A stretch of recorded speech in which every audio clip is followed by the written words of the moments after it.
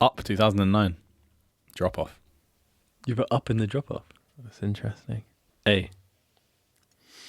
This is a film where I wasn't sure where to put it. In my head, it was between A and B. I decided to put it in A, but I would very potentially put it into B at the same time. Another one, very thought-provoking. The opening sequence has become iconic. Yeah, That's what everyone always draws for that one. But yeah, it is for good reason as well. Like the composition of the music paired with the kind of romantic journey. It's so good. And you're crying inside of 5 minutes of the movie starting. So I understand. Yeah. And then I think it's such a clever character for the movie to start at that point of his life. Normally they're quite young, child, or they like find love at the end of the movie, but for them to like fully throw everything on its head and start the film, him being an old man, having like it's so different to any sort of anything, I think, really.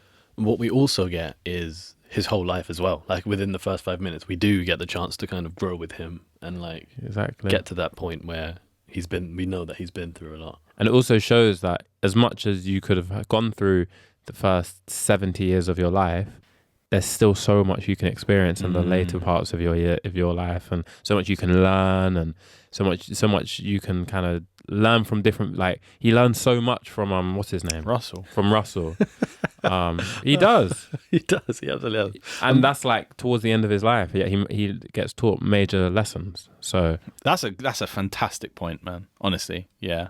Couldn't agree with you more. It's a really interesting story, like kind of plot device to use that. And like you say, for that reason, where it's you can always start a new adventure no matter where you... And is even more emphasized by the fact that before this adventure, he was quite set in his ways and like, oh, my wife's died. This is just kind of it for me. I'm not going to this old home though, kind of thing. What are you shaking your head? I don't think he is set in his ways. Like he's been adamantly staying in his house, so you think he is set in his ways, but then out of nowhere he's been stockpiling like 1 million balloons and he just flies off to like the middle of the jungle to like live out the rest of his life. But that's because he's set in his ways. Him and his wife always said they were going to go here. He's still hung up on that. Set in his ways. I have to agree with He's that. kept his wife's chair there. He speaks to his house like it's his wife. He's still and they had a wonderful life together, so it's understandable. And I'm sure it's relatable for many older people. There's still so much in the world you can experience and learn. And this journey really helps him to realise that. I feel so bad for Russell, though. Like, this guy did not sign up for this whatsoever. And then the house just takes off. That's so funny when the house takes off and he's standing on the porch.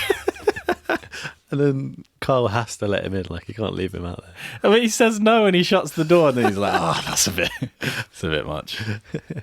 No, I think it's even before, like, just thinking of it like as a whole, like the characters and everything, I think it's a really, really clever film.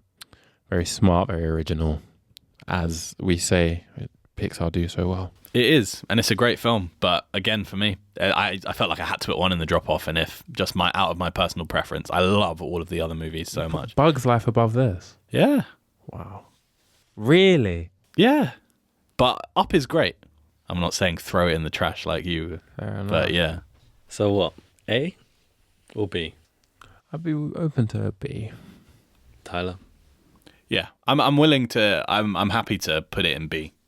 I feel like I just had to put one in the drop off. So B it is. All right.